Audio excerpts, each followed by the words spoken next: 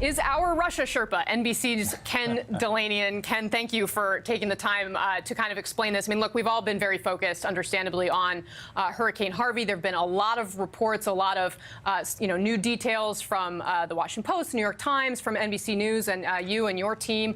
Can you walk us through what you think the top line frame on this? What do we know now about these investigations that we didn't know at the beginning of the week?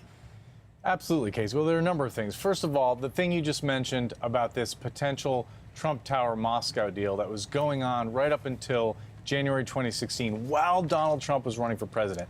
That, to me, is extraordinary. Leaving aside the whole question of collusion, it is amazing that a major party presidential candidate was trying to do business in Vladimir Putin's Russia, number one. Number two, it's amazing that he was doing it with a guy named Felix Sater, who's a convicted criminal who has a long history of ties to the Trump organization. But this is a man who Donald Trump said, I wouldn't know him if he walked into a room. And so now we have these emails between Sater and Trump's attorney, Michael Cohen, showing that they were trying to get this tower built in Moscow, that Sater was touting his connections to the Kremlin, and that Cohen actually sent an email to a close associate of Vladimir Putin asking for Putin's help with this tower.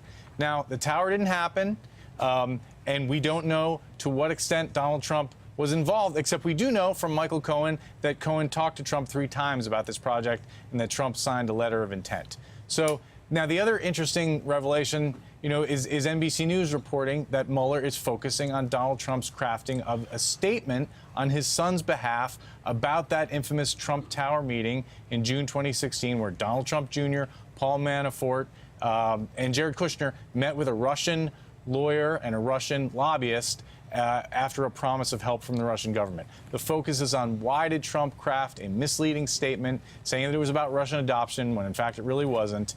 Not that that was necessarily a crime, but that may show consciousness of guilt, that he was trying to cover up something that happened at that meeting. Casey. And Ken, can I get you to talk a little bit, too, about the new subpoenas that we're hearing about from Robert Mueller? What does that say to you about how he's conducting this investigation, where it's going in the long run?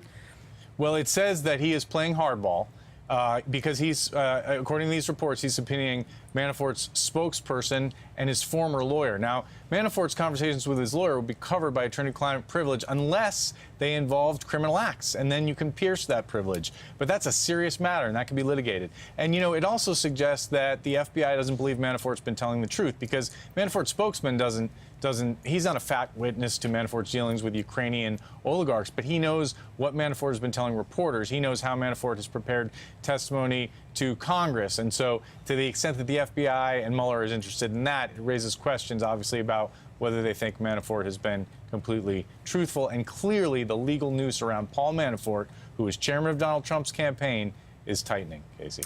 And yet he says he wasn't on the campaign for all that long. Jonathan Swan, I want to